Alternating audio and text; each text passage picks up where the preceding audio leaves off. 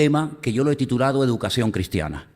¿Y saben por qué yo le he llamado educación? Sí, perdón, los niños, por favor. ¿Saben por qué lo he llamado educación cristiana? Discúlpenme que les hable tan claro. Si a estas alturas de mi vida y del pastorado no puedo hablar claro, apaga la luz y vámonos. Hay mucho maleducado en el pueblo de Dios, mucho malcriado, mucha persona que tiene un concepto muy particular de la vida práctica del Evangelio. No estoy hablando de la doctrina. Si yo voy uno por uno en esta tarde y digo, hermano, una pregunta. ¿Usted cree que Cristo murió por los pecadores? Todos van a decir, sí, claro. ¿Usted cree, por ejemplo, que la Biblia, los 66 libros son palabra de Dios? Sí, sí, hermano. ¿Usted cree en la condenación eterna? ¿Usted cree que los pecadores van a estar la eternidad en el infierno? Creo que la mayoría dirán, sí, claro, lo dice la Biblia. ¿Usted cree, por ejemplo, que Dios va a recompensar en la otra vida a su pueblo, a sus hijos? Sí, claro. Es decir, que yo en cuanto a doctrina veo que en la mayoría, cuidado, hay excepciones, en la mayoría de las iglesias no hay problema con la doctrina. Prueba de ello que si ustedes no estuvieran de acuerdo con la doctrina, no estarían aquí, estarían en otra congregación. No, mira, es que yo creo otra cosa. Bueno, pues entonces se va a otra iglesia. Pero muchas veces he observado que los problemas cuando la gente se convierta al Señor no surgen por problemas de doctrina, a veces por caprichos. Créanme, hermanos, a veces ha habido iglesias que se han dividido y se han peleado unos con otros por caprichos. Hay iglesias donde a lo mejor se dividieron, ¿saben por qué? Porque el color que le dieron a la pared no era el que a él le gustaba. Pero ¿cómo han pintado la iglesia de ese color? Bueno, hermanos, de algún color había que pintar. No, es que no me consultaron. Claro, si en una iglesia de 40, 50, 60, 80, 100, 200 personas se le va pidiendo a cada uno de qué color quiere que pintemos la iglesia, podemos tener 80 colores diferentes, ¿verdad? Pues ha habido iglesias que se han dividido porque resulta de que el pastor junto con otros hermanos un día decidió pintar la iglesia, que por cierto, los que protestan muchas veces ni venían a pintar. Y se dividió la iglesia por eso. Ha habido iglesias que a veces se han dividido porque la iglesia creció y cuando eran poquitos tenían una copa para celebrar lo que llamamos el pan y el vino, la Santa Cena. Y el pastor dijo, hermanos, miren, ya la iglesia ha crecido y estamos todos 5, 6, 10 personas bebiendo de la misma copa, ahora somos 80, tardamos una eternidad en terminar de participar de la Santa Cena y encima 80 personas. Yo no soy escrupuloso, ustedes saben que a mí no me da asco nada. Yo he comido plato hasta con cucarachas dentro, así les digo de claro. Yo no soy escrupuloso, pero hay otra gente que dice, si hubiera probado el primero la copa, pero claro, es que estoy en el puesto 55 y han bebido 55 antes que yo. Entonces está el diente del hermano que se le cayó, la baba del otro que no sé qué, ¿verdad?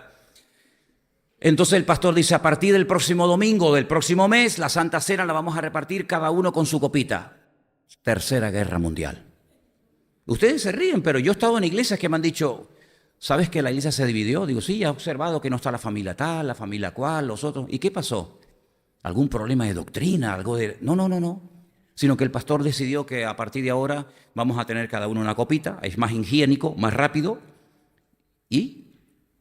No, porque la Biblia habla de la copa. Vamos a ver, hombre, habla de la copa, pero no es lo mismo que coman o participen 12. Imagínense una iglesia donde yo he predicado, una iglesia de 8 o 10 mil personas. ¿Cómo hacemos? Una copa para 10 mil personas, ¿cómo hacemos? No terminamos nunca, ¿verdad? Imagínense el bautismo del día de Pentecostés. ¿Cuántos se bautizaron? Como 3.000. ¿Y uno solo bautizó a 3.000? ¿En qué cabeza cabe eso? No puede ser.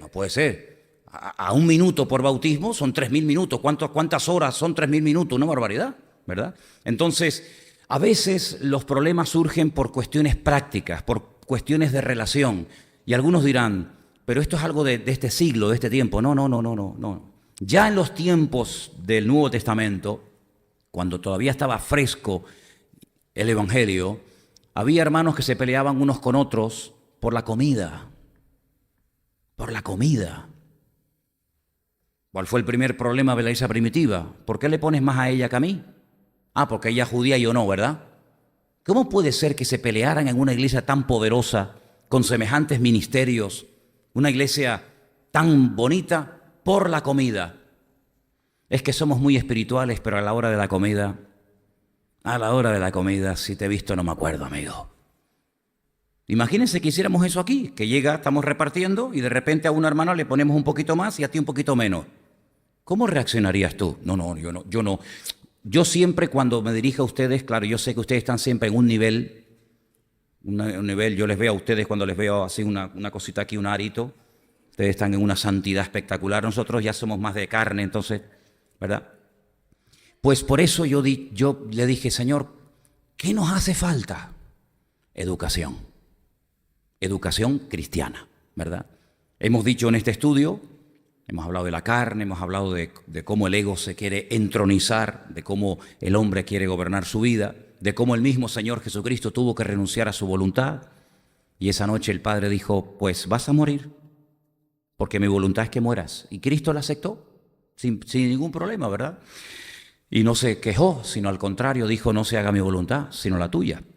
Hemos hablado del alma, lo que es el alma, para lo que está el alma, cuáles son las funciones del alma, la estructura interna del alma, las enfermedades que puede coger el alma, etcétera, etcétera.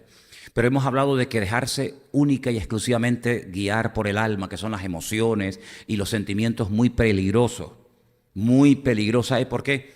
Porque los sentimientos que hoy tienes, por el calor, porque has tenido un día malo, porque a lo mejor no vendiste lo que creías que hoy te lo iban a comprar, el trabajo que te habían prometido resulta que no te lo van a dar, o por lo que sea, ese estado de ánimo en este momento, bajo esas circunstancias, son diferentes al estado de ánimo que puedes tener dentro de 72 horas cuando te llaman y te dicen, oye, mira el trabajo que te ofrecí, ven que está reservado para ti. Y automáticamente ya cambias. O en vez de tanto calor ya hace más fresquito, ya puedes dormir mejor de noche y no estás de mal humor al día siguiente. Entonces, dejarse llevar única y exclusivamente por emociones o por sentimientos muy peligroso, muy peligroso. Sin embargo, la Biblia nos habla de otro modelo, de otro estilo de vida. Y es dejarnos guiar por el Espíritu de Dios. ¿Dónde trabaja Dios? En el espíritu humano. Ese espíritu, estamos repasando, quedó desconectado, muerto, por decirlo de alguna manera, el día que Adán y Eva pecaron. El día que Adán y Eva pecaron, automáticamente su espíritu quedó como desconectado. Es como si le sacáramos el cable ahora al micrófono. Por más que grite, no va a funcionar, porque esto tiene una conexión que va a una mesa, de esa mesa va no sé qué. Pues exactamente igual. Ese espíritu está muerto, muerto totalmente. El alma no, el alma está viva. Cuando nacemos de nuevo, cuando conocemos al Señor, no cuando cambiamos de ser católico a evangélico. Ni la palabra católico ni la palabra evangélico está en la Biblia.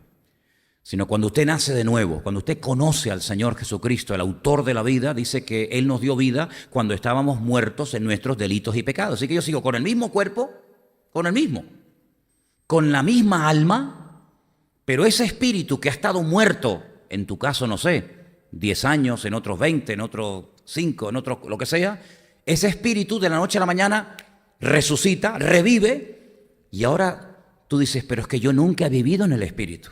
Yo siempre he vivido en la carne. Yo siempre he vivido por mis impulsos, por mis emociones, por mis sentimientos, pero ¿cómo se vive en el espíritu? ¿Cómo puedo saber si me está guiando el alma o me está hablando y me está guiando el espíritu? Entonces es ahí donde se produce el cacao y el follón muchas veces entre creyentes, porque confunden la voz de Dios con la voz de su conciencia, con la voz de su alma, y toman una decisión y después se dan cuenta que se han equivocado porque no saben diferenciar cuando el Señor te está hablando o cuando tú mismo te estás hablando. Y por eso hay personas que toman decisiones, después les sale mal el negocio, les sale mal el matrimonio, les sale mal el ministerio, les sale mal lo que hicieron, y tú dices, ¿y qué pasó si era creyente? Que no actuó guiado por el Espíritu. Actuó por los sentimientos.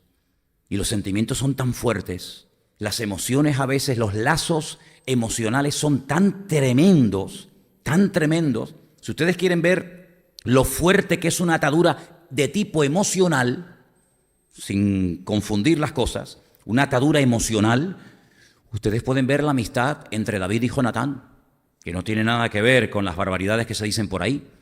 Eran hombres, eran amigos, que estaban ligados, ¿verdad?, en cuanto a su alma, y David llegó un momento en el que dijo algo tremendo, que los ignorantes y los pervertidos siempre tergiversan, como dice la palabra, que hay los indoctos tuercen las escrituras para su propia perdición. comentando que si eran homosexuales y toda esta historia, nada más lejos de la realidad, sino dice que David llegó a llorar y a gritar el día que se enteró de la muerte de su íntimo amigo Jonatán y dijo: Jonatán, Jonatán, amigo mío, que tu amor me fue más dulce que el de las mujeres, ¿verdad? Y bueno, actuar por las emociones, sí, todos lo hemos hecho, todos lo hemos hecho. ¿El enamoramiento qué es? ¿Una dirección espiritual o una guía del alma? ¿Quién se enamora? ¿Mi carne, mi alma o se enamora mi espíritu? Ese es el lío que muchas veces los creyentes se hacen y confunden muchas veces la voz de Dios con sus propios sentimientos o emociones. Y luego hay una cosa que muchos creyentes hacen, que adaptan la Escritura a su necesidad. Es que la Biblia dice, pero solamente se acuerdan de lo que dice la Biblia en lo que les interesa, no en otros textos que ni siquiera los quieren mencionar, ¿verdad? Y entonces la Biblia nos da el consejo, valga la redundancia, de buscar consejo. Buscar consejo. Porque hay personas que por su inmadurez, por la edad que tienen o por falta de educación cristiana, no saben si lo que estoy sintiendo es de Dios, es de mi carne, es del Espíritu. Y entonces, amigo, Dios no quiere, y subrayo esto, que nosotros aprendamos a base de errores. Porque algunos ni equivocándose aprenden. Entonces vamos a ver algunas características, cómo actúa el Espíritu, para que tú más o menos sepas diferenciarlo. Comenzamos por el libro del Génesis, capítulo 26, donde hay unos padres que lo están pasando mal porque tienen un problema con un hijo. Porque claro, muchas veces los hijos dicen: no, es que mi padre no me entiende, es que mi madre no me entiende. Y cada uno cuenta la feria como le va. Pero a veces los padres sufren por decisiones equivocadas que toman los hijos, pero no hacen caso. Y esta experiencia de padres que sufren al ver cómo sus hijos se equivocan está en la Biblia. Todo está en la Biblia. Génesis capítulo 26, versos 34 y 35, dice así la palabra: Cuando Esaú era de 40 años, tomó por mujer a Judith, hija de Beerí, Eteo, y a Basemat, hija de Elón, Eteo. Y fueron amargura de espíritu para Isaac y para Rebeca. ¿Quién era capaz de decirle a Esaú: lo que estás haciendo está mal? Él sabía que estaba mal. Pero a pesar de que sabía que estaba mal, lo hizo.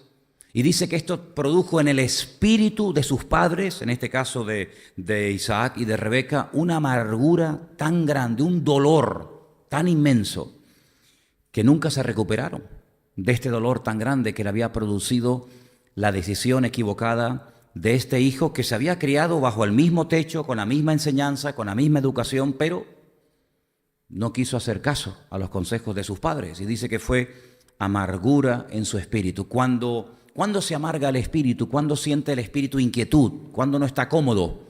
Cuando no se está haciendo la voluntad de Dios. Cuando tú no estás haciendo la voluntad de Dios, cuando le estás dando lugar a emociones, a sentimientos, tergiversando, manipulando la Escritura, a tu espíritu le estás haciendo daño. Y por eso hay personas que tienen como esta sensación de tristeza, de congoja, de pena, de amargura, como dice el texto, y es precisamente cuando no se está haciendo la voluntad de Dios.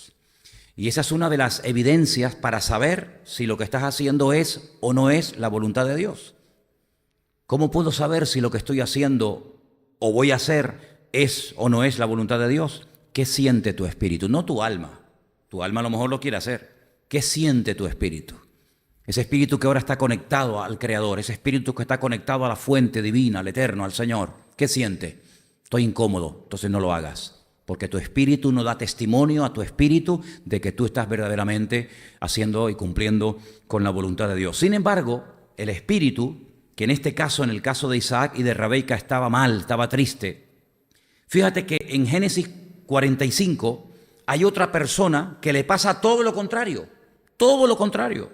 Génesis 45, verso 27. Estamos hablando del famoso patriarca Jacob. Mira lo que siente este hombre. Génesis 45, verso 27.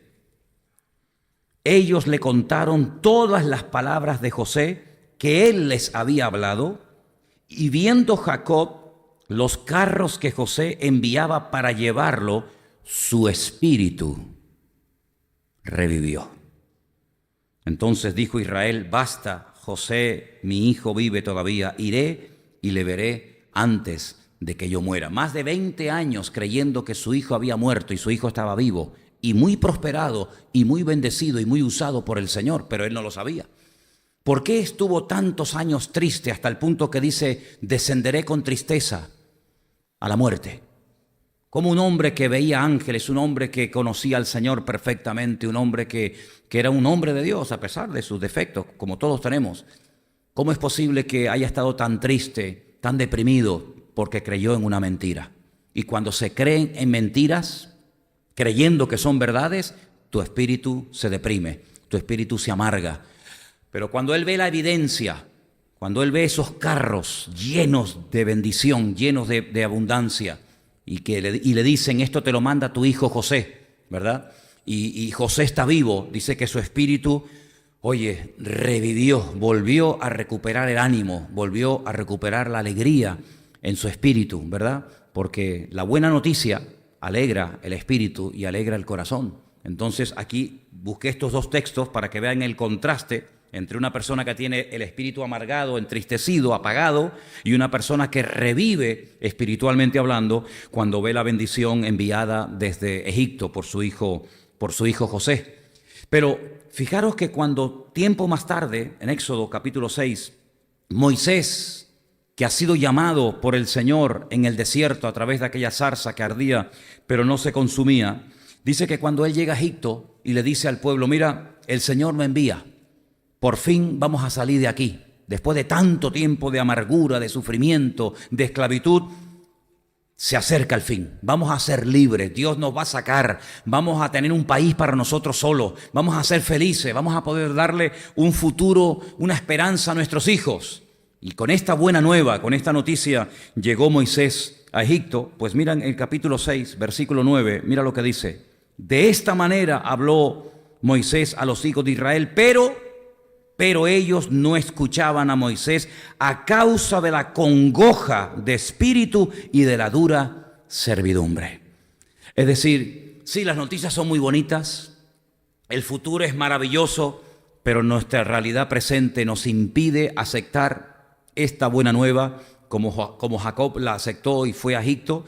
Ellos estaban tan oprimidos, tan entristecidos, tan acongojados, como dice la Escritura, que dice que ni oían a Moisés, ni oían a Moisés. Y lamentablemente así vive mucha gente hoy en día. Hay mucha gente que le hablas del Señor, le hablas de que hay una esperanza, de que puede ser liberado de sus ataduras, de que puede ser sanado de sus enfermedades, de que puede ser libre y empezar una vida nueva, y no te hacen ni caso, pero no porque no quieran, sino porque es tan grande la losa, es tan grande el peso, la tristeza, la amargura, que ni te oyen. Y por eso yo creo con todo mi corazón que hay mucha gente enferma del espíritu.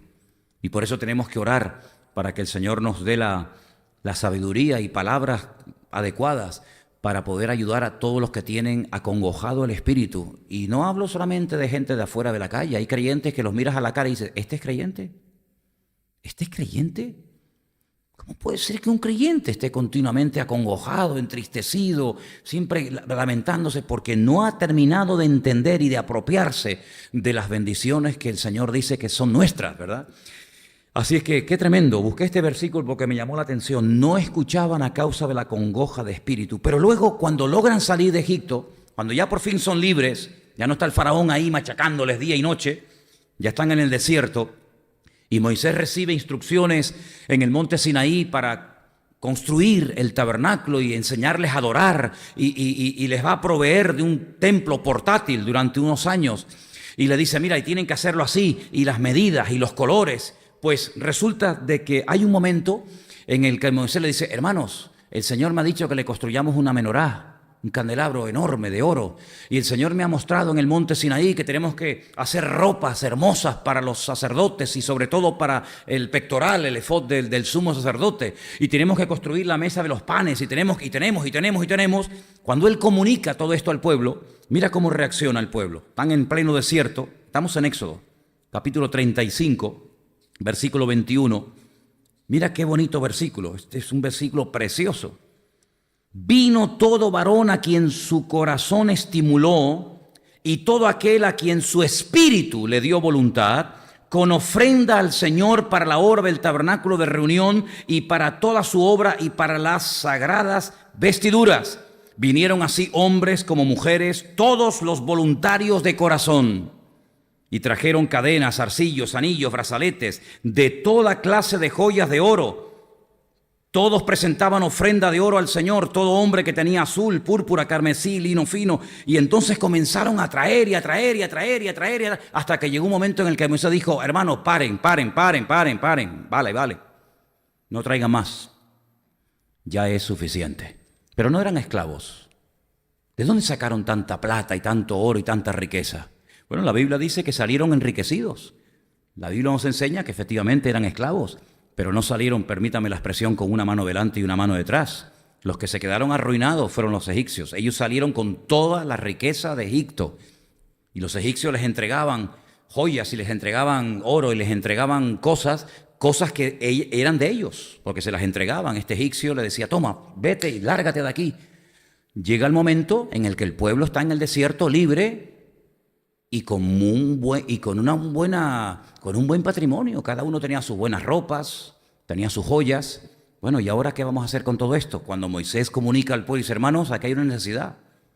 Nuestro Dios merece un templo.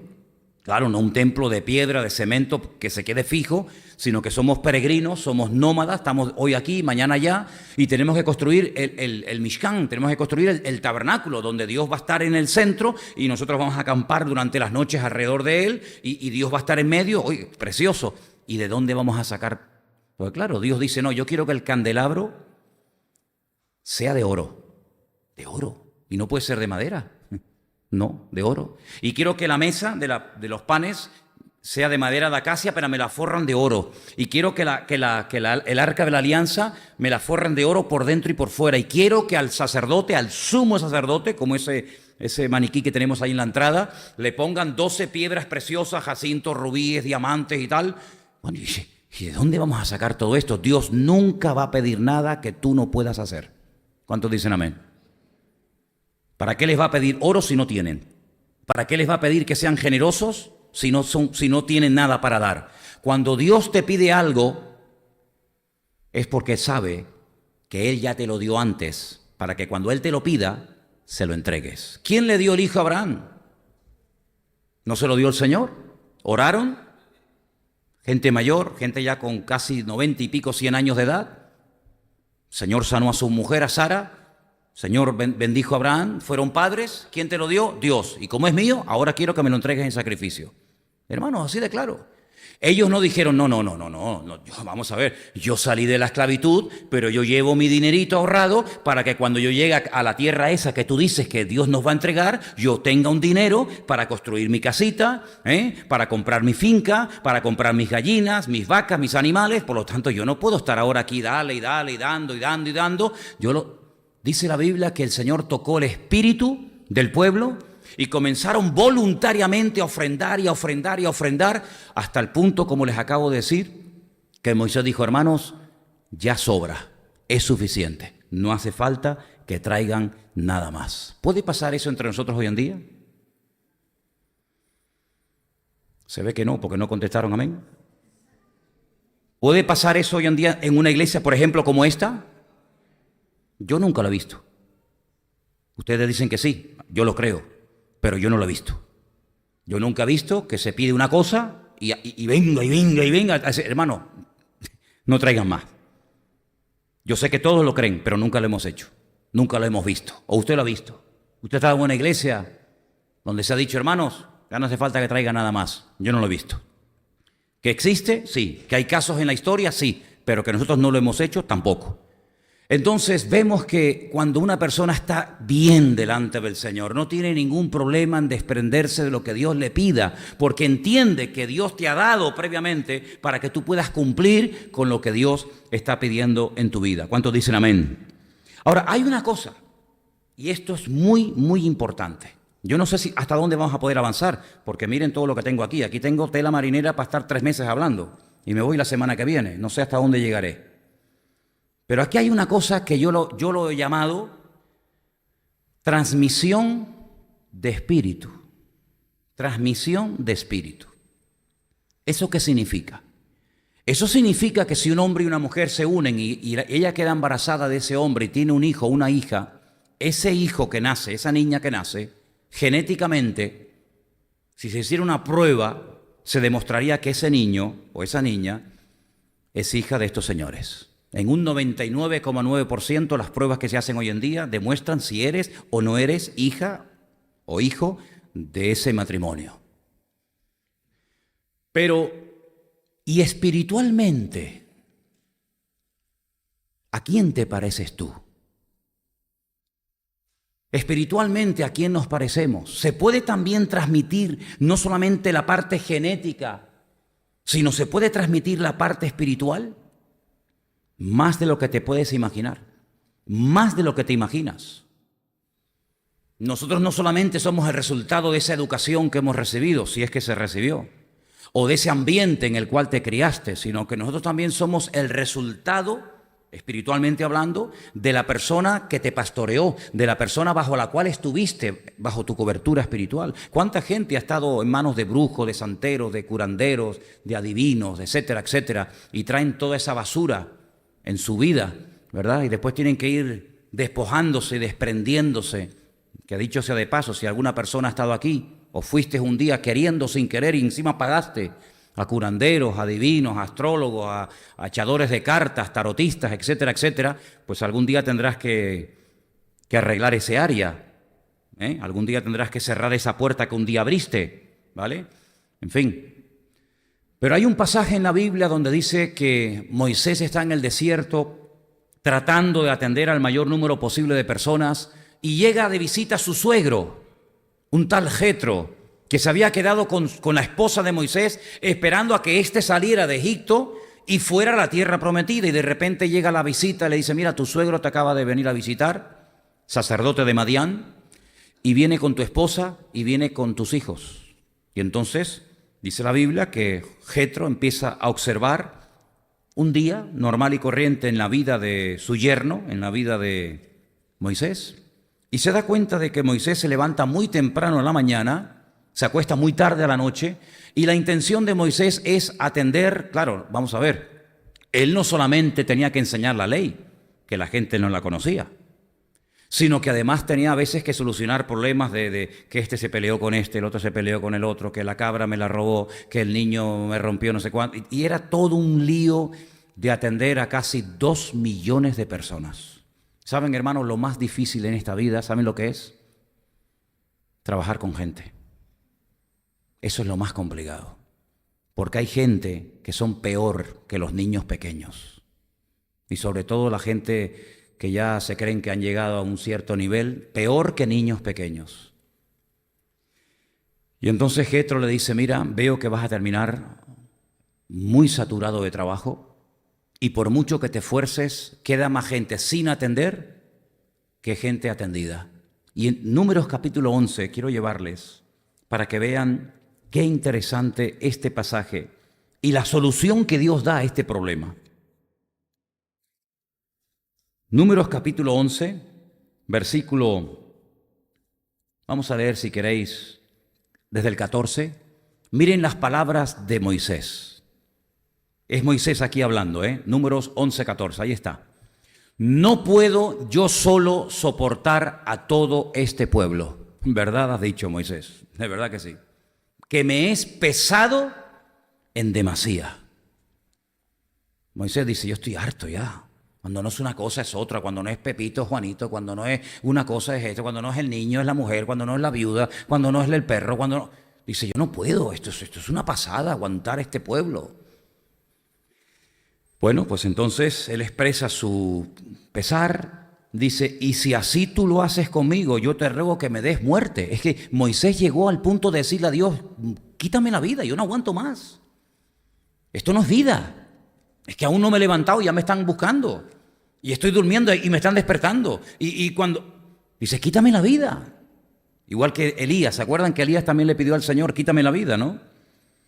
Si he hallado gracia en tus ojos y que no vea yo mi mal. Moisés veía que iba a terminar loco como una cabra, ¿no? Dice, Señor, quítame la vida. Entonces el Señor le dijo a Moisés, ahora viene la respuesta del Señor. Reúneme 70 varones de los ancianos de Israel, que tú sabes que son ancianos del pueblo y sus príncipes, o sus principales, perdón, y tráelos a la puerta del tabernáculo de reunión y esperen allí contigo. Mira, cuando tú no sepas qué hacer, si no sabes qué hacer es porque tú no has buscado la voluntad de Dios. Porque cuando uno busca de Dios, por muy cerrada que esté la puerta, por muy difícil que esté la situación, por muy harto que estés, cuando tú buscas a Dios y le dices, Señor, yo tengo esta necesidad, yo tengo este problema, yo tengo esta situación, el Señor siempre, siempre te va a contestar. ¿Cuántos dicen amén? Yo lo creo con todo mi corazón. Cuando nos agobiamos, cuando nos ponemos nerviosos, cuando parece que perdemos la paz, cuando no sé qué, es porque no estamos esperando en Dios. Porque Moisés llegó a un punto que dijo, yo no aguanto más, Señor, quítame la vida. Pero el Señor le dio respuesta. Se ve que el hombre oró, se ve que el hombre buscó la respuesta del Señor y el Señor le respondió. Así que antes de ir a los pastores, antes de ir a los hombres, vete a Dios. Consúltale a Dios, estate un ratito quieto en la presencia del Señor. Apaga la tele, deja el móvil, deja el ordenador, estate un momento quieto en la presencia del Señor. Que por cierto, yo creo que sería muy bueno, Anderson, a partir de los próximos campamentos, eliminar 100% los móviles. Sinceramente, yo creo que en un campamento cristiano los móviles tienen que estar prohibidos. Y el que no quiera, que no vaya, que se quede. Que ¿quieres más a tu móvil que a Dios? Quédate con tu móvil. Punto. Voy a estar yo en un campamento más pendiente del móvil que del Señor. A veces el Señor no te ha hablado y no te ha cambiado la vida porque no le das tiempo. Porque estás más ocupado con tus historias que con las cosas del Señor. Mira a Moisés en el desierto, solo, agobiado, deseando la muerte. El Señor dice, mira, no te preocupes. Tú coges a 70 personas, 70 ancianos, dice que de verdad lo son. Sí, gente seria, gente madura en el Señor, te vas con ellos al tabernáculo de reunión y esperen allí. ¿Y cuánto tiempo espero? Tú espera allí. Y mira lo que pasa. Yo descenderé, le dice el Señor a Moisés, hablaré allí contigo, tomaré del espíritu que está en ti y lo pondré en ellos. Esto es transmisión espiritual, mi hermano, así de claro. Y ellos llevarán la carga del pueblo contigo y no la llevarás tú solo. ¿Cuántos dicen amén? ¿De quién iba a tomar el Señor? Del espíritu de Moisés. Y se lo iba a transmitir a los 70 colaboradores que iban a estar con ellos. Claro, Moisés tenía 70 colaboradores. ¿Y los colaboradores aquí dónde están? Porque habiendo colaboradores, gloria a Dios. Pero el problema es cuando esos 70 hombres iban a llevar la carga juntamente con Moisés. Si lo que le preocupara a Moisés, a ellos también les iba a preocupar. Las metas de Moisés también serían las metas de ellas. Los problemas que tenía que atender Moisés, ellos también los atenderían. Si no eran 70 personas con una chapa, encargado de no sé qué, líder de no sé cuánto. No. Eran personas con carga, no con cargos. Con carga por la obra. Oye, Moisés se levanta a las 5, yo también. Moisés se levanta por la mañana para atender a todas estas mujeres. Aquí estamos nosotros. En otras palabras, no eran 70 vagos, no eran 70 personas con un título, con una medalla y al fin y al cabo no servían para nada. Eran personas que se remangaban las mangas, que estaban ahí al pie del cañón con Moisés. Y el Señor tomó del espíritu de Moisés y se lo transmitió a ellos para que no compitieran, sino para que hubiera un mismo espíritu. Bueno, pues esa fue la solución que el Señor dio en aquellos tiempos para solucionar un problema de una magnitud tremenda y alivió a este hombre. Bueno, hay otro momento, este es uno, pero hay otro momento, tal vez no es a lo mejor tan claro, pero también lo quiero mencionar, donde dice la Biblia que él ve que hay una batalla que no se va a ganar con espadas y con lanzas y con jabalina, porque aquella batalla tenía una connotación diferente. Y Moisés dice la Biblia que se sube a lo alto de una montaña a orar. Y mientras él levantaba las manos y oraba, dice que abajo Israel ganaba a Amalek. Pero cuando, claro, él se cansaba y bajaba las manos, que ya estaba el hombre cansado, Amalek prevalecía y entonces él volvía a levantar las manos y Amalek retrocedía, Israel superaba y así hasta que dos se dieron cuenta y dijeron, oye, ¿te has dado cuenta lo que pasa cuando Moisés deja de orar? ¿Te has dado cuenta cómo se cansa y cómo baja los brazos? ¿Por qué no hacemos una cosa? Vamos a ponerlo sentado en una piedra. Lo pusieron en una piedra. Dice, tú siéntate, tú tranquilo ahí. Igual da ahora sentado que de pie. Tú tranquilo. Tú siéntate ahí. Y si vemos que al levantar las manos hay victoria, agarra tú por ahí, agarra tú por aquí y que siga orando y orando y orando y orando. Claro, fue la oración de Moisés. Fueron sus manos levantadas clamando al cielo, pero gloria a Dios por el que estaba a su izquierda y gloria a Dios por el que estaba a su derecha, que también fueron copartícipes de la victoria de Israel contra Amalek, ¿sí o no? Bueno, pues esa gente que sostenga los brazos, ¿dónde están? ¿Dónde están? Si es que están. Porque gracias a aquellos dos, Moisés pudo aguantar hasta el final y Amalek fue machacado. Porque dice que la guerra de Amalek no era contra Israel, era contra el trono del Señor. Se levantó contra el trono de Dios. Y es el único enemigo que el Señor le dijo a Israel, arrásalo y de generación en generación tendrás guerra con este enemigo. Es un espíritu que se traspasa de generación a generación. Ahora se llama Amalek, mañana se llamará Amán y mañana se llamará Hitler y mañana se llamará el tal, pero hay que hacer guerra continuamente contra estos. Y entonces vemos cómo el espíritu del pueblo, de Moisés en este caso, fue transmitido a estos 70 colaboradores. Y ¿saben qué curioso? Que en el Evangelio según San Mateo hay un pasaje donde dice que el Señor coge a sus discípulos. Claro, siempre hablamos de los 12 discípulos, pero nos olvidamos que Jesús cuando comenzó su ministerio tenía 70. No nos olvidemos nunca de esto. Vemos que los 12 y los 12... Jesús llegó a tener 70 discípulos y después se quedó en 12, ¿verdad? Y después en 11 y después... Y dice la Biblia que los mandó en parejas, los mandó de dos en dos los mandó para que le prepararan el terreno y dijeran, mira, la semana que viene el maestro, la semana que viene el Señor, así que prepárense que vamos a recibirlo y esto y aquello. Y dice la Biblia que el Señor les dijo, cuando llegan a una casa, si no les reciben, si pasan de ustedes y no quieren saber nada, vuestra paz se volverá a vosotros. Pero si en una casa os dan hospedaje y comida y os reciben bien, vuestra paz, no dije mí, dice vuestra paz, reposará sobre esa casa. Cuando tú vas a la casa de alguien, ¿tú qué llevas? ¿Llevas la paz de Cristo? La llevas si la tienes. Si no la tienes, amigo, difícilmente. Ahora podemos entender porque hay un pasaje en la Biblia donde dice que si alguno viene a tu casa a visitarte y no viene con esta enseñanza, no lo recibáis, no le deis la bienvenida para que no te hagas copartícipe de su desorden y no te voy a abrir la puerta de mi casa para que me contamines con tu desorden mi casa que está en orden por la voluntad y por la gracia del Señor. ¿Te das cuenta? Entonces, qué importante es cuidar el espíritu, ¿verdad? Porque eso se transmite. Eso transmitimos nuestra genética y también transmitimos nuestro espíritu a la gente. ¿Qué es la imposición de manos? Qué poquito hemos hablado en esta iglesia de ese tema, ¿verdad? ¿Qué es la imposición de manos? ¿Por qué dice la Biblia, cuidado, no estés poniendo las manos a la gente?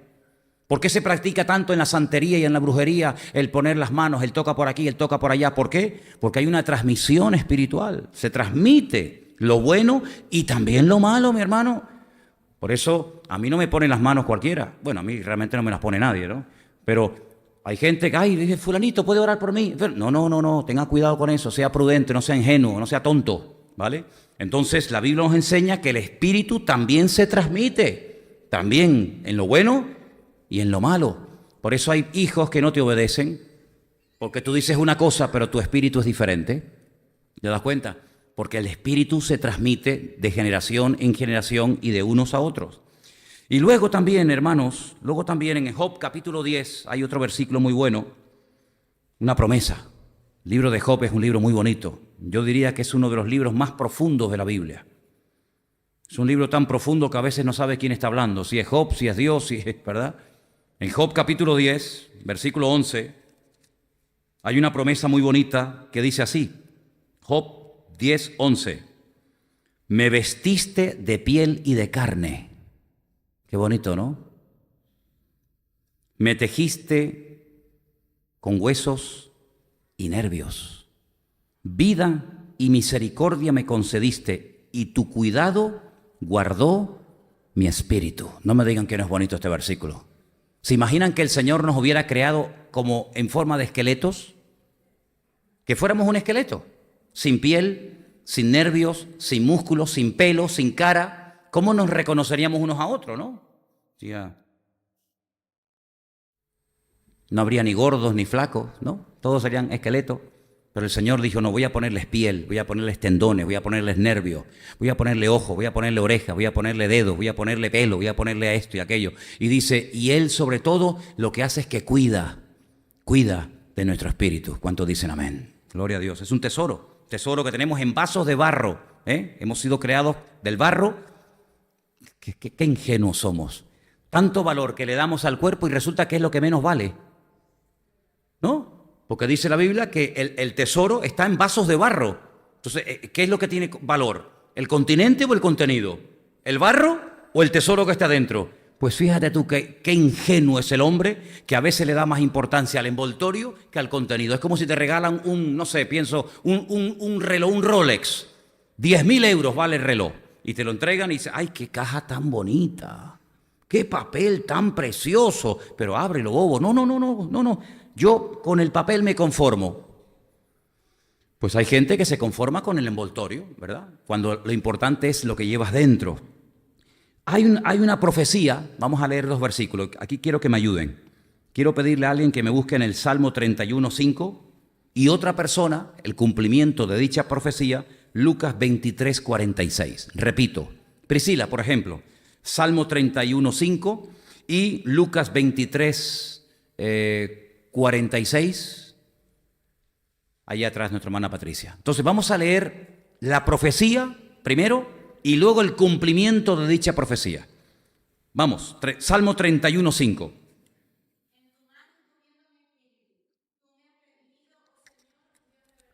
En tus manos encomiendo mi espíritu. Gloria a Dios. Y uno dice, bueno, esas palabras a mí me suenan, ¿no? Claro. Patricia, Lucas 23:46.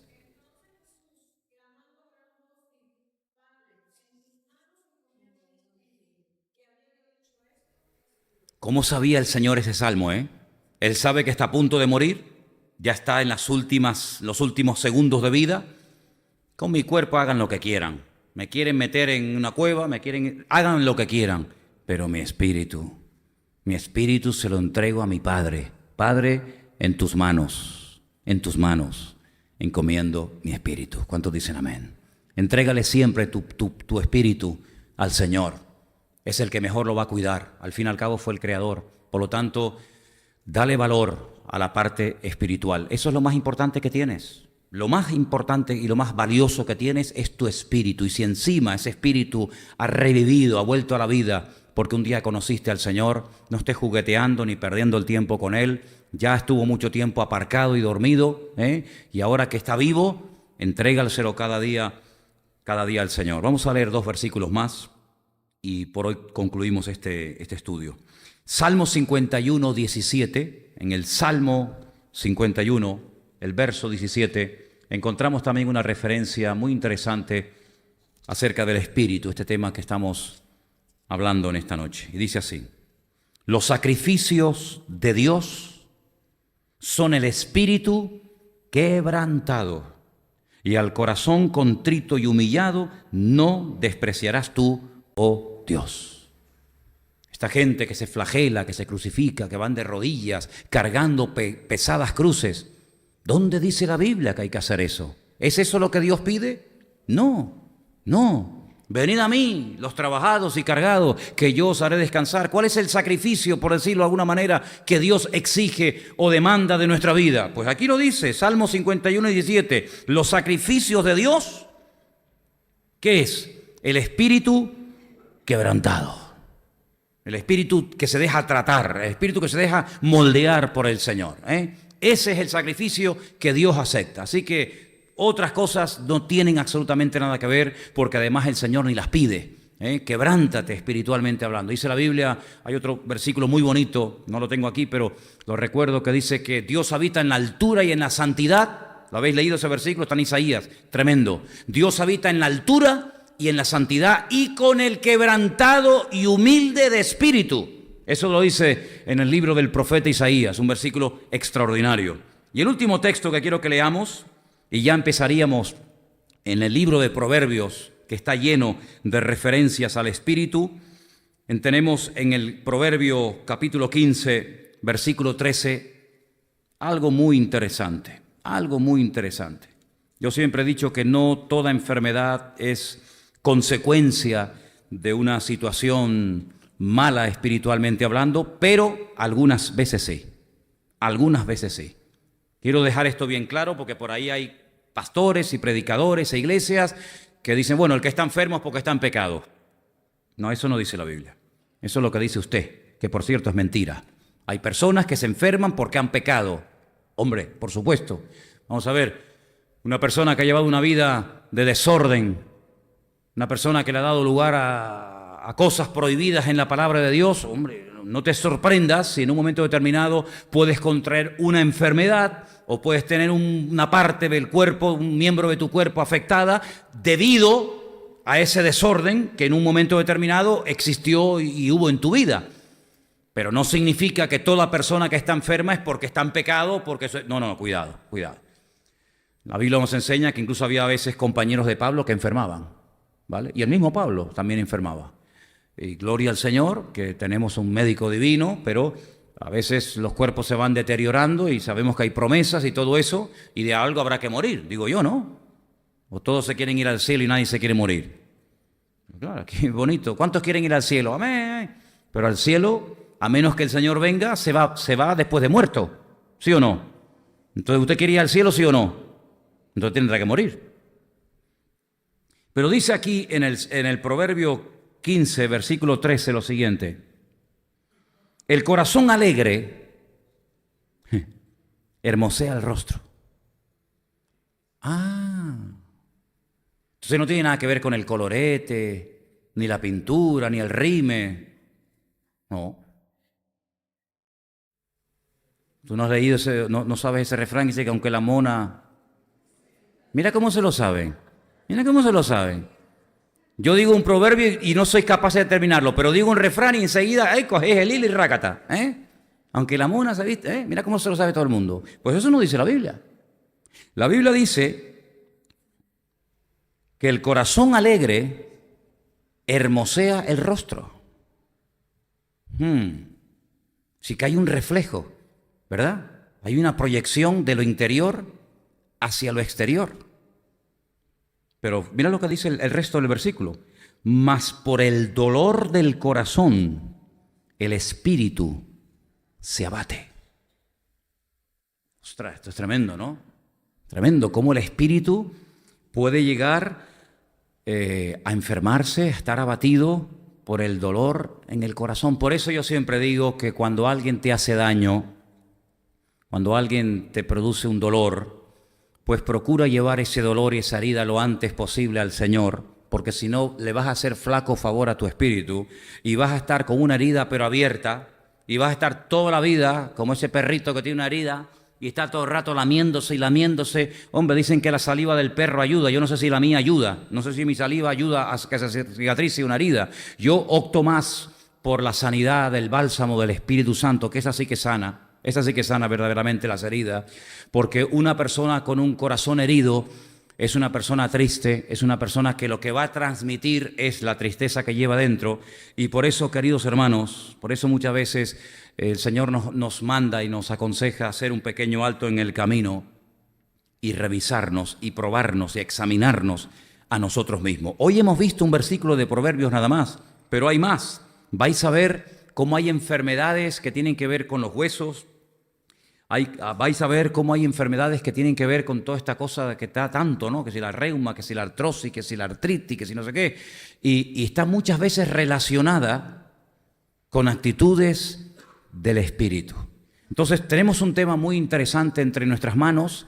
Y cuando terminemos toda la serie de versículos, esta selección de versículos que nos hablan acerca del Espíritu y sus características, cómo se manifiesta, cómo se mueve, cómo interactúa, vamos a ver después los espíritus en plural, porque estamos hablando del espíritu humano, otra cosa es el Espíritu Santo, y otra cosa son los distintos espíritus que en un momento determinado pueden estar revoloteando por encima de una situación, por encima de una nación. Hermanos, hay que estar ciegos para no darse cuenta de que hay una serie de demonios que en este momento están sueltos en el mundo y sobre todo en el antiguo territorio del Imperio Romano, porque esos espíritus vienen de esa época, ¿sabes?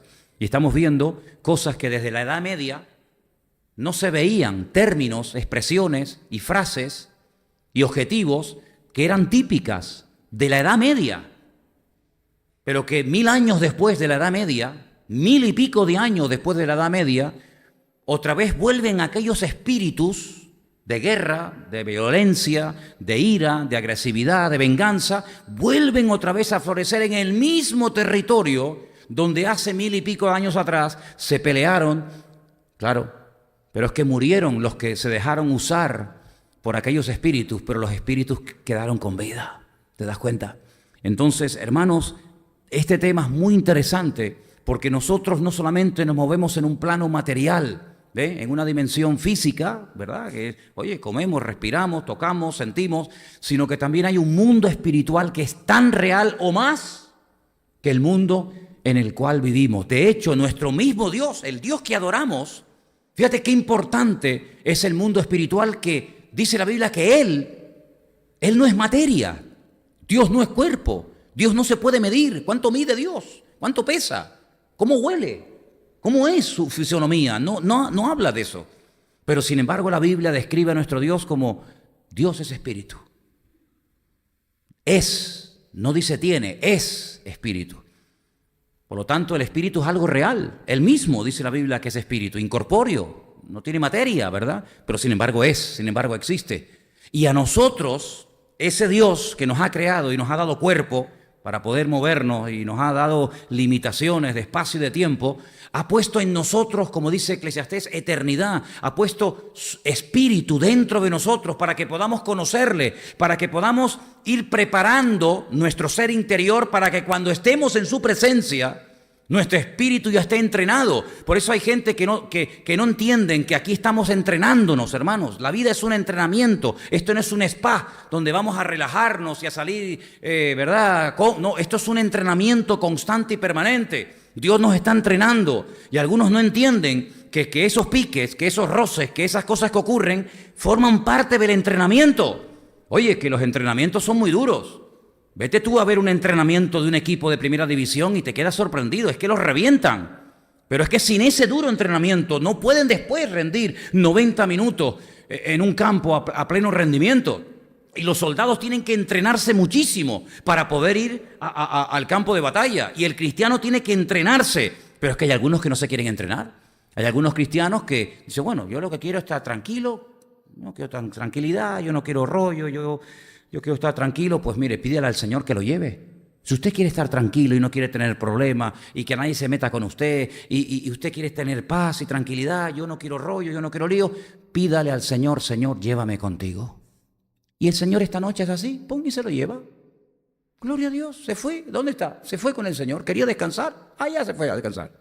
Pero mientras estemos aquí, esto es lucha, hermano. Esto es batalla, estamos en guerra. ¿Cuántos dicen amén? Dice Pablo, yo he peleado. Pero ¿cómo que he peleado? Claro, he peleado, ¿el qué? La buena batalla. No la buena. Hay batallas malas. La buena batalla. Y habla de casco, y habla de yelmo, y habla de espada, y habla de guerra. Y dice, ¿pero esto qué es? Es que estamos en guerra, amigo. Estamos en guerra. ¿Contra quién? Contra demonios. ¿Cómo? Contra demonios. No demonios de estos mequetrefes, de estos arrugados. así todo feo, ¿no? Como este de... No, no, no. Principados. ¿Y de dónde viene la palabra principado? De príncipes. Y potestades, de poderosos, contra huestes espirituales de maldad en las regiones celestes. Y tú dices, no veas, es que esa es nuestra batalla. ¿Usted sabe pelear esa batalla? ¿Qué armas está usted utilizando? Claro, ellos juegan con una ventaja, entre comillas, que ellos nos ven a nosotros. Pero a nosotros no nos hace falta que le veamos, porque nuestro capitán, nuestra autoridad los ve perfectamente y nos revela y nos muestra las cosas, ¿verdad? Acomodando, como dice la Biblia, lo espiritual a lo espiritual, lo material a lo material. Y por eso queremos, en esta última parte de este estudio de educación cristiana, hablar acerca del espíritu, saber movernos en el espíritu. Ya en la carne ya sabemos movernos, y en la mente y en la experiencia, movernos en el espíritu, ¿verdad? Y quiero que oremos en esta tarde, porque este estudio no ha hecho más que comenzar. Pero vamos a ver, Dios mediante, el domingo, que tenemos otra oportunidad. Bueno, tengo aquí cantidad, hermanos, cantidad. Yo no me rasco la panza, sino estoy todo el día buscando por aquí, buscando por allá, y este versículo y el otro versículo.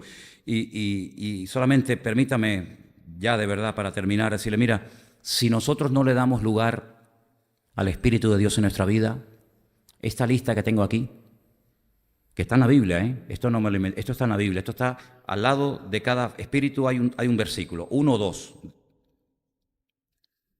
Espíritu de celos. ¿La ha leído esto alguna vez? Espíritu de celos. ¿Y cómo reconozco yo que un espíritu de celos me está molestando? ¿Cómo se hacía en la Biblia cuando un marido estaba celoso de la mujer? ¿Alguien sabe? Hay un capítulo entero que dice, ¿usted tiene celos de su mujer? ¿Usted desconfía de su marido? Podemos hacerlo en la iglesia, si es bíblico. Podemos hacerlo. Si es que era lo que se hacía. El problema es cuando en las iglesias se mete la psicología. Y la psicología es para el mundo, no es para la iglesia. ¿Usted tiene celos de su marido? ¿Usted cree que su mujer la está engañando? Venga, vamos a hacer lo que dice la Biblia y vamos a esperar 10 minutos. A ver qué pasa. Y en la Biblia, cuando pasaban una serie de cosas, decía, es verdad. No son sospechas, es verdad, eso está en la Biblia. ¿Por qué no se hace en las iglesias? Yo qué sé, esto está en la Biblia. Espíritu de celo, espíritu de mentira. Está en la Biblia, mencionado. ¿Dónde? Primera de Reyes 22:22. Espíritu de mentira. Espíritu de sueño. Este abunda mucho, Este está... Que duerme este tío, Tiene espíritu de sueño, ¿Dónde está el espíritu de sueño? En Isaías. También está. Espíritu de fornicación, una lujuria constante y permanente constante y permanente. Se te van los ojos, de noche, de día, cuando duermes, cuando descansas. Una lujuria espectacular. En el caso de que sean una mujer, que también las hay, se llama espíritu de Jezabel. Ay, amigo, desprende una sensualidad que tú dices, ¿cómo esta niña de 13, 14 años, esta mocosa, desprende una sensualidad? ¿Dónde aprendió esto? ¿De dónde le viene esto a esta mocosa? Se llama espíritu de Jezabel. En las iglesias así. Y generalmente persiguen a los pastores. La Jezabel, donde ven a los pastores, se vuelven locas. Espíritu inmundo, bueno, si ya lo conocemos todos. Espíritu, dice aquí de inmundo, sordo, mudo. Pero no tengo apuntado aquí un espíritu y lo voy a buscar porque dice espíritu de, ¿cómo se llama? De mareo, de desequilibrio, de vértigo. Espíritu de vértigo. Eso está en la Biblia. Sí, es que yo todo lo que hablo está en la Biblia. ¿Cómo discernir todo esto? Si nos movemos en un mundo espiritual, en mi familia, ¿qué espíritu es el que se ha movido? Porque claro, cuando se casa este con esta, este trae una herencia y este trae otra. Y ahora resulta... Ay, amigo, ¿qué te parece? ¿Cómo cortar eso? ¿Se puede cortar eso espiritualmente? Hay iglesias que no creen en esto. Así les va. Pero la Biblia nos habla acerca de que hay influencias de tipo espiritual. Tremendas, pero tremendas. Mira, yo tenía una maestra, una hermana, que me dio clases a mí en el seminario, era de Venezuela. Lo que a mí esa mujer me enseñó, a mí en aquel momento me sonaba chino. Ella nos dio unas clases acerca de todo este tema del mundo espiritual y nos decía, vamos esta tarde a dar un paseo por la playa de las Canteras en Las Palmas y les voy a mostrar qué espíritus tiene la gente. Claro, a nosotros nos sonaba chino aquello. Íbamos por la calle y nos decían, miren a aquella persona, miren esto y esto que hace. ¿Te das cuenta? Esa es la característica física y natural de este tipo de espíritu. Oye, era impresionante tú, de verdad, ¿eh? Entonces, nosotros sabemos que este es mormón porque va vestido de esta manera. Sabemos que este es policía nacional o local. No, este es nacional. Y este es guardia civil. Y este es por el uniforme que lleva. Y en el mundo espiritual, ¿cómo podemos diferenciar qué espíritu es el que te ha estado a ti siguiendo toda la vida? Entonces, de todo esto hablaremos, porque aunque a algunos les pueda sonar a chino o a fábula o a ciencia ficción, esto es la pura realidad. Hay espíritus que trabajan a través de la mente. Hay espíritus que trabajan a través de los ojos, de la boca. Y todo esto está escrito en la palabra de Dios para que no seamos torpes ni ignorantes, sino sepamos cómo movernos y cómo actuar en cada momento y en cada situación. Pero sobre todo, como dice la Biblia, estés llenos del Espíritu Santo de Dios. Amén. Cierra tus ojos ahí donde estás, por favor. Vamos a orar. Yo creo sinceramente con todo mi corazón que en este país vamos a ver, aún lo peor está por venir. Les digo sinceramente, ¿eh? Lo que hemos comenzado a ver hace unos días, eso es simplemente la punta del iceberg. Lo peor está por venir. El diablo tiene la artillería preparada y la iglesia no puede estar despistada ni entretenida en tonterías. Porque el diablo va muy en serio, porque sabe que le queda poco tiempo. El factor que más pánico le produce al diablo es la falta de tiempo. Y sin embargo, la iglesia dice que tiene que aprovechar el tiempo porque los días van a ser malos. Y por eso tenemos que orar, y quiero que ahora ores y le pidas al Señor, dame discernimiento espiritual. Porque Cristo le dijo un día a un discípulo de él, no a un pagano, a un inconverso, no sabéis bajo qué espíritu estáis hablando. Hijos del trueno, ¿qué estáis diciendo? ¿Qué estáis diciendo? Estáis bajo la influencia de un espíritu inmundo y no os dais cuenta. Y estamos hablando de discípulos del Señor. Y a otro le dijo en otra ocasión, apártate de mí, Satanás. Es decir, a veces la forma como la gente habla, como la gente reacciona, es la evidencia de que en ese momento algo de tipo espiritual, por no haberlo neutralizado y frenado en el nombre de Jesús, actúa más de lo que te imaginas, más de lo que te imaginas. Por eso, Señor, queremos en esta noche pedirte, danos discernimiento espiritual. Danos luz a través de tu palabra para saber discernir como tú lo sabías, Señor, en cada momento y en cada situación, quién me está dirigiendo, bajo qué influencia me encuentro, Señor. Sabemos que vivimos en un mundo que te ha dado a ti las espaldas, Señor, donde se mueven los demonios de una forma tremenda y los políticos torpes e ignorantes no saben cómo actuar frente a toda esa realidad espiritual. Pero Señor, en el nombre de Jesús, si todavía tú nos tienes aquí, es para que seamos luz, para que iluminemos en medio de tanta oscuridad y tanta tiniebla que hay, y para que seamos sal, protección, Señor. Y en el nombre de Jesús, despiértanos para que podamos hacer la labor para la cual tú un día nos asistes a nosotros, que podamos correr de tal manera que podamos, Señor, asirnos de aquello para lo cual un día tú nos llamaste, Padre. Quita la torpeza, quita, Señor, esa ceguera espiritual que impide, ese velo que impide, esa escama de los ojos que tienen que caer en el nombre de Jesús, para que podamos ver las virtudes de aquel que nos llamó de las tinieblas a su luz admirable. Aleluya. Señor, solamente queremos estar bajo la influencia de tu Espíritu Santo. Dígaselo por favor al Señor en este momento. Dígaselo por favor en alta voz, quiero oírles.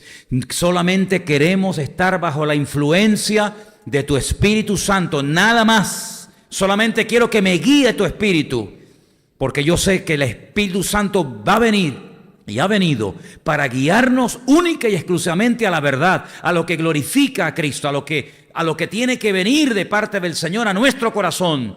Y tu palabra dice que la iglesia tiene que estar atenta a lo que el Espíritu le dice y le enseña a la iglesia cada semana.